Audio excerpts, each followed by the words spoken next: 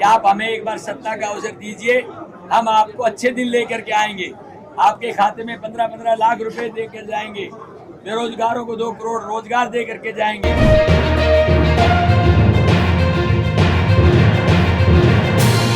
ये भारतीय जनता पार्टी की तरह से नहीं है कि जहाँ एक व्यक्ति विशेष रात को लिस्ट बना के सुबह घोषित कर देता है कि जिस दिन हमारी सत्ता आएगी सबसे पहले हम अग्निवीर योजना का समापन करेंगे। सरकार का नारा इसलिए दिया कि वो संविधान बदलेंगे। मैं ये कहता हूँ कि वो संविधान क्या बदलेंगे, इस प्रदेश और देश की जनता उनका शासन बदल देगी। सभी पत्रकार भाइयों का और सभी सम्मानित नेतागण का, यहाँ पर सम्मानित कार्यकर्ताओं का, सबका मेरी तरफ से सबको प्रणाम नमन। और आज आप लोगों ने एक ये बहुत ही सफल कार्यालय का उद्घाटन का अवसर देखा है और हमें दिया है। मैं सौभाग्यशाली मानता हूँ अपने आप को कि कांग्रेस पार्टी के द्वारा इस लोकसभा चुनाव के अंदर भिवानी महेंद्रगढ़ का उम्मीदवार बढ़ा के आपके बीच भेजा है।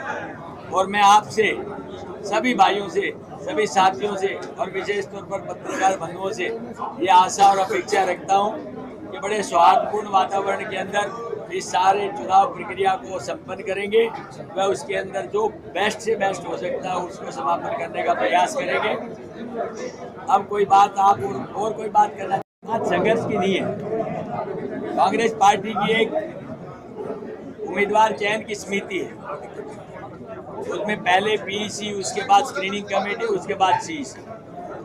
पूरी प्रक्रिया पूर्ण होने के बाद उम्मीदवार का चयन किया जाता है।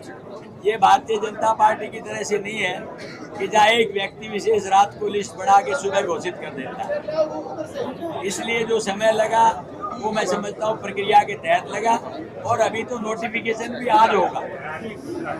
चुनाव प्रक्रिया का बेसिक जो मुद्दा है वो आज से शुरू होगा।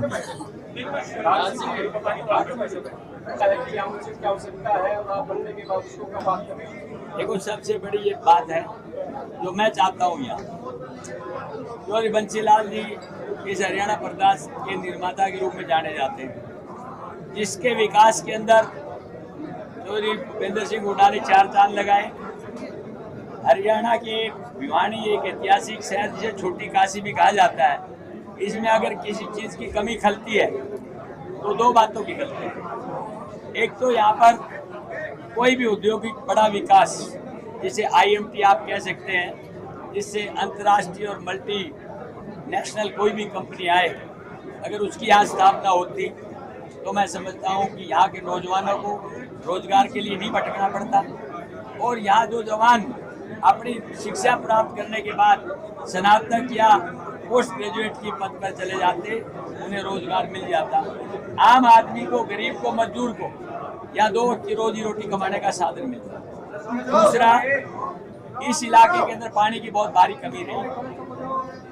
उस पानी की कमी की वजह से और कनेक्टिविटी की वजह से मैं समझता हूँ हमारे क्षेत्र का विकास नहीं हो पाया, क्योंकि औद्योगिक विकास के लिए इंफ्रास्ट्रक्चर की सबसे पहले जरूरत होती है, फिर पानी और बेसिक सुविधाओं की, दोनों चीज़ों की कमी रही। हम प्रयास करेंगे, भगवान ने 4 जो माहौल आज मैं देख रहा हूँ प्रदेश के अंदर और देश के अंदर, कांग्रेस के कार्यकर्ताओं में उत्साह है, वो इस वजह से नहीं खाली अब वो कांग्रेसी है, बल्कि इस वजह से है कि भारतीय जनता पार्टी ने 10 साल के राज के अंदर जिस आशा, अपेक्षा, उमंग और विश्वास के साथ मत हासिल करके सत्ता स्थापित की और लोगों को प्रलोभन दिया कि आप हमें एक बार सत्ता का अवसर दीजिए, हम आपको अच्छे दिन लेकर के आएंगे, आपके खाते में 15-15 लाख रुपए देकर जाएंगे, बेरोजगारों को 2 करोड़ रोजगार दे करके जाएंगे। लेकिन हुआ क्या, सबको मायूसी का सामना करना पड़ा। न तो पैसा ब्लैक का था जिसे कहते थे वो आपके खाते में आया, नहीं रोजगार दे पाए। आज हिंदुस्तान में सबसे ज्यादा कोई समस्या है तो बेरोजगारी की, और जिसका हरियाणा सबसे बड़ा उदाहरण है कि सबसे ज्यादा बेरोजगारी पूरे हिंदुस्तान के अंदर 1 नंबर पे है, तो वो हरियाणा के अंदर, जिस प्रदेश को कृषि प्रधान प्रदेश कहा जाता था, उस प्रदेश का किसान आज इतना दुखी है कि उसे वहां पर संघर्ष और आंदोलन करना पड़ा, दौड़ना पड़ा और 3 काले कानून उनके शहादत के बाद सरकार ने वापस लिए, लेकिन एक भी उन्होंने किसान के हित की बात, MSP की देने की बात स्वीकार नहीं की। उसके बाद इस इलाके की एक पहचान रही है कि यहाँ का किसान परिश्रमी है और जवान बहुत ही स्ट्रॉन्ग, जिसे कह सकते हैं चट्टान जैसे मजबूत इरादों का माना जाता है, जो देश की जंग आज़ादी से लेके उसके बाद की एक तरखंडता पर लड़ करके अपने प्राणों की आहुति दे करके दुनिया और देश के अंदर अपना नाम रोशन करना जानता है। उस फौज को आपने पक्की फौज से कच्ची फौज में तब्दील कर दिया और एक अग्निवीर नाम की योजना ऐसी दी जिससे आम जो नौजवान है उसके अंदर इतनी बड़ी मायूसी है, अगर वो चला भी जाए वहाँ पर तो उसे अपने भविष्य के बारे में एक ऐसी चीज समझ में से आती है कि आखिर 75% में अगर मेरा नंबर आ गया तो मेरे भविष्य का होगा क्या। और यही एक मायूसी है, जहाँ पहले 300, 400 बच्चे हर रोड पर दौड़ते नजर आते थे और ये कहते थे हम इसलिए एक्सरसाइज करते हैं ताकि हम फौज में भर्ती हो जाएं। आज वो फौज पक्की और कच्ची में चली गई। आप समझिए कि उस पद की गरिमा क्या रही। इसलिए हम चाहेंगे और कांग्रेस पार्टी ने अपने घोषणा पत्र में दिया है कि जिस दिन हमारी सत्ता आएगी सबसे पहले हम अग्निवीर योजना का समापन करेंगे।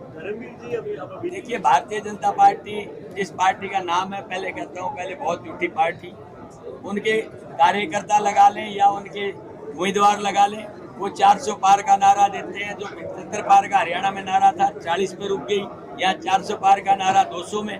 आप परिणाम देखना 4 जून को, जब 10 की 10 सीटें कांग्रेस के हाथ में जाएंगी, 9 कांग्रेस की और 1 इसके अलाई की, उस दिन उनको इस बात का एहसास हो जाएगा 4 लाख और 5 लाख से जीतने का।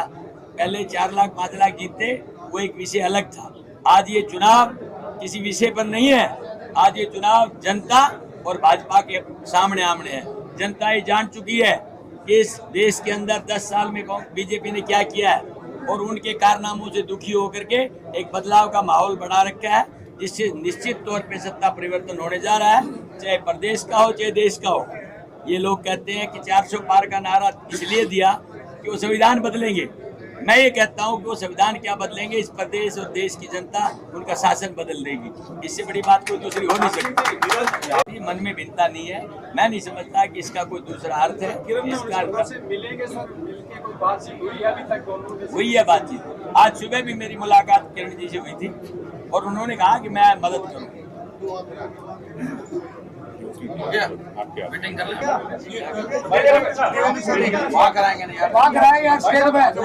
एक मिनट,